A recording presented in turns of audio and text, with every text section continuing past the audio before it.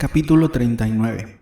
Esta pequeña explicación con el señor Knightley dejó muy satisfecha a Emma. Era uno de los recuerdos más agradables del baile, que al día siguiente por la mañana, paseando por el césped, la joven evocaba complacidamente. Se alegraba mucho de que estuviesen tan de acuerdo respecto a los Elton y de que sus opiniones sobre marido y mujer fuesen tan parecidas. Por otra parte, su elogio de Harriet, las concesiones que había hecho en favor suyo eran particularmente de agradecer. La impertinencia de los Elton, que por unos momentos había amenazado con estropearle el resto de la velada, había dado ocasión a que tuviese la mayor alegría de la fiesta, y Emma preveía otra buena consecuencia, la curación del enamoramiento de Harriet. Por la manera en que ésta le habló de lo ocurrido antes de que salieran de la sala de baile, deducía que había grandes esperanzas.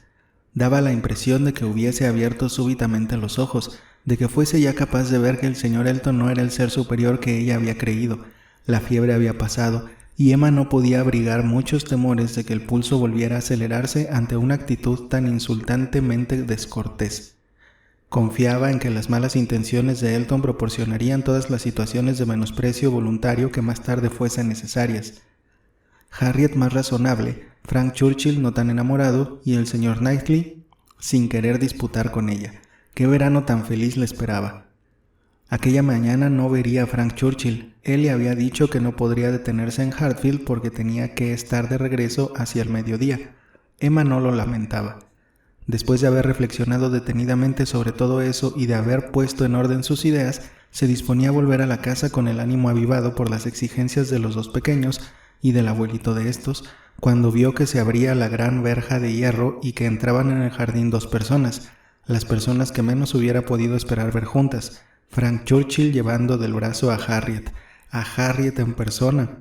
Enseguida se dio cuenta de que había ocurrido algo anormal. Harriet estaba muy pálida y asustada, y su acompañante intentaba darle ánimos. La verja de hierro y la puerta de entrada de la casa no estaban separadas por más de 20 yardas. Los tres no tardaron en hallarse reunidos en la sala, y Harriet inmediatamente se desvaneció en un sillón. Cuando una joven se desvanece hay que hacer que vuelva en sí. Luego tienen que contestarse una serie de preguntas y explicarse una serie de cosas que se ignoran. Estas situaciones son muy emocionantes, pero su incertidumbre no puede prolongarse por mucho tiempo. Pocos minutos bastaron a Emma para enterarse de todo lo sucedido.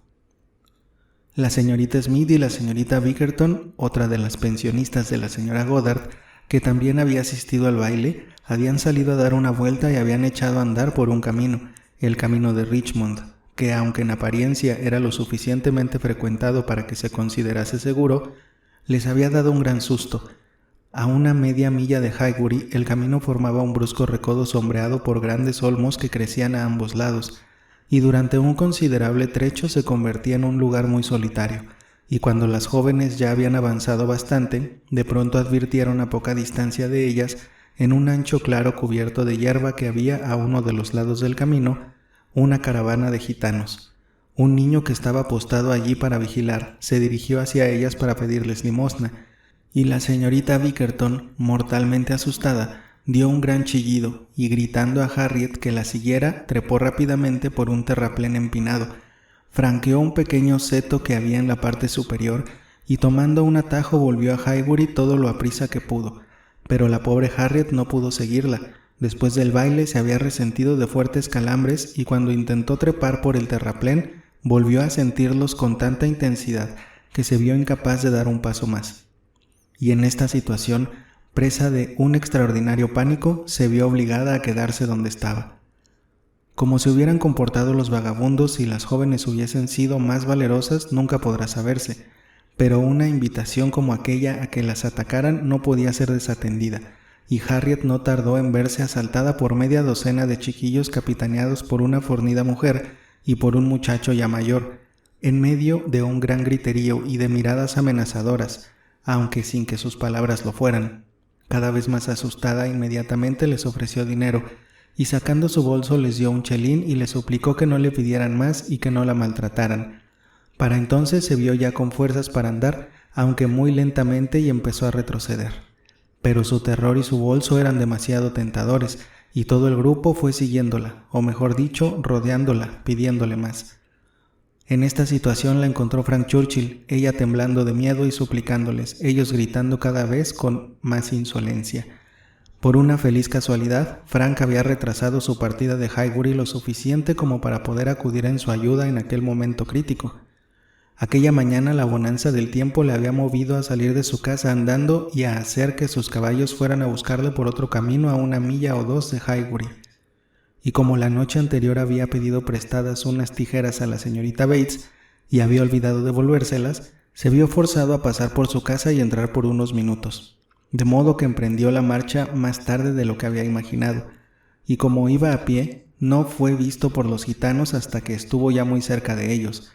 El terror que la mujer y el muchacho habían estado inspirando a Harriet entonces les sobrecogió a ellos mismos. La presencia del joven les hizo huir despavoridos, y Harriet, apoyándose enseguida en su brazo y apenas sin poder hablar, tuvo fuerzas suficientes para llegar a Hartfield antes de caer desvanecida.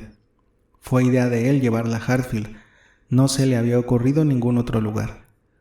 Esta era toda la historia, lo que él y luego Harriet, apenas hubo recobrado el sentido, le contaron.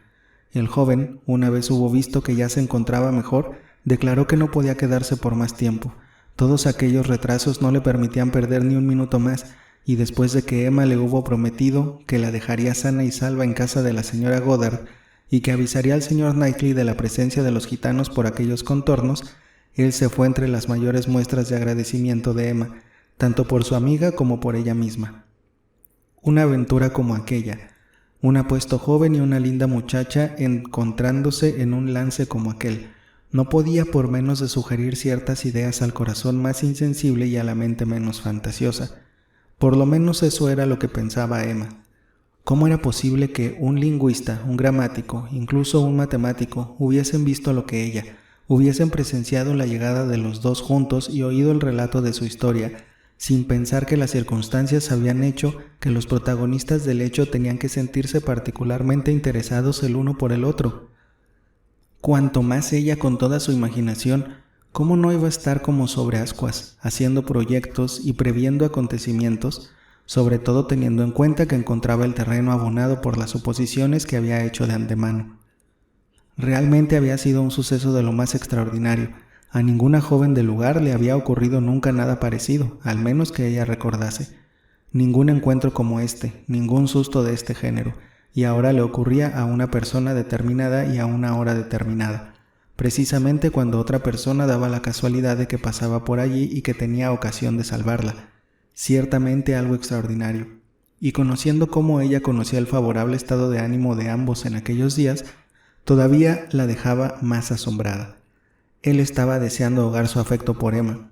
Ella apenas empezaba a recuperarse de su enamoramiento por el señor Elton. Parecía como si todo contribuyese a prometer las consecuencias más interesantes. No era posible que aquel encuentro no hiciese que ambos se sintieran mutuamente atraídos. En la breve conversación que había sostenido con él, mientras Harriet aún estaba medio inconsciente, Frank Churchill le había hablado del terror de la muchacha, de su candidez, de la emoción con que se había cogido a su brazo y apoyado en él de un modo que le mostraba a la vez halagado y complacido. Y al final, después de que Harriet hubiera hecho su relato, él expresó en los términos más exaltados su indignación ante la increíble imprudencia de la señorita Bickerton. Sin embargo, todo iba a discurrir por sus cauces naturales, sin que nadie interviniera ni ayudase. Ella no daría ni un paso, no haría ni una insinuación. No hacía daño a nadie teniendo proyectos, simples proyectos pasivos. Aquello no era más que un deseo. Por nada del mundo accedería a hacer nada más. La primera intención de Emma fue procurar que su padre no se enterara de lo que había ocurrido, para evitarle la inquietud y el susto, pero no tardó en darse cuenta de que ocultarlo era algo imposible. Al cabo de media hora todo Highbury lo sabía. Era un acontecimiento de los que apasionan a los más aficionados a hablar, a los jóvenes y a los criados, y toda la juventud y toda la servidumbre del lugar no tardaron en poder disfrutar de noticias emocionantes. El baile de la noche anterior parecía haber quedado eclipsado ante lo de los gitanos. El pobre señor Woodhouse se quedó temblando, y tal como Emma había supuesto, no se tranquilizó hasta haberles hecho prometer que nunca más se arriesgarían a pasar del plantío. Pero le consoló bastante el que fueran muchos los que vinieran a interesarse por él y por la señorita Woodhouse, porque sus vecinos sabían que le encantaba que se interesasen por él, y también por la señorita Smith, durante todo el resto del día, y se daba el placer de contestar que nadie de ellos estaba muy bien, lo cual, aunque no era exactamente cierto, ya que Emma se encontraba perfectamente y Harriet casi también, nunca era desmentido por su hija. En general, la salud de Emma no armonizaba en absoluto con los temores de su padre, ya que raras veces sabía lo que era encontrarse mal, pero si él no le inventaba una enfermedad, el señor Woodhouse no podía hablar de su hija. Los gitanos no esperaron a que la justicia entrara en acción y levantaron el campo en un abrir y cerrar de ojos.